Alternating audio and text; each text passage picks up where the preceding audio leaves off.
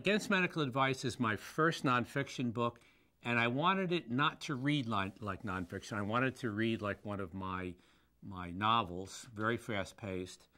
And it really is a doozy of a story. It's very emotional. A lot of books that deal with medical situations, they're about dysfunctional families. And this is just a very nice family that caught a really bad break. I think it's something everybody can identify with. I certainly did as I read the first drafts. And we see at times that doctors and hospitals just don't have the answers.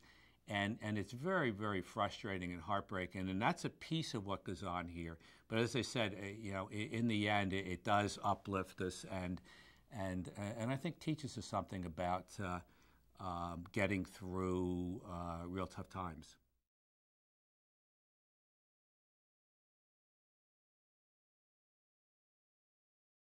A friend of mine was trying to write a book about something that happened to his family, to one of his sons, or to his son in particular. And he asked me to read it, and I thought the story had a lot of potential, but it wasn't happening yet on the pages that he was writing. So I finally sat down and we wrote some drafts together. One of the things I wanted to do here to make it not like your average nonfiction is it's all anecdotes. It's just one anecdote after the other. So it's nothing but stories that tell this story over a period of about 12 years or so.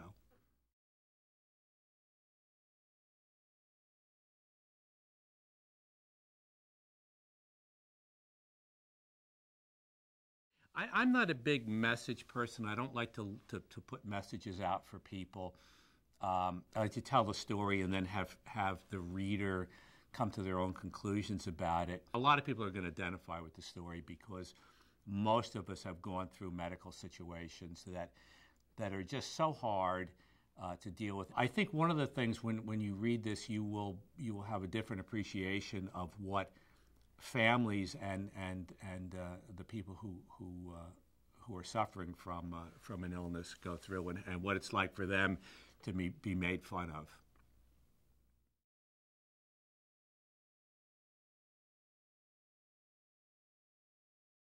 What's interesting here is, I knew the story. I kind of knew what happened because Hal and I would talk about it a lot.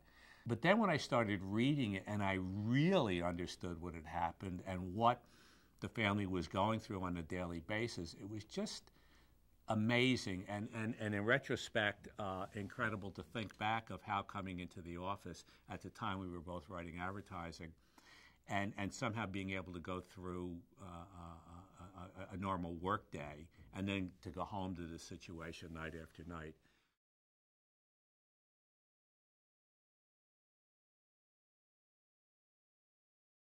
When I read the first draft of the book, it was from Corey's point of view, but initially Hal was trying to write it like from the point of view of a 5-year-old, which is when this condition started. And I just wasn't happening, I didn't think. And one of the suggestions and things that we worked on was that even though it was happening to a 5-year-old, that we would write it from Corey's point of view later on, so that we could capture both him as a 5-year-old and then him looking back, which I think made the story work a lot better.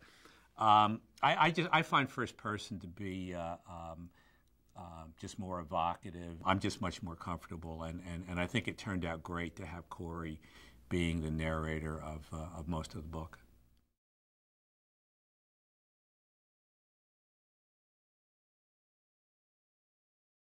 It's possible that we could write, or I could write another nonfiction book that involves a medical situation. There is one family that I know of where it's just unbelievable what happened to them, and I think it would make for a great book.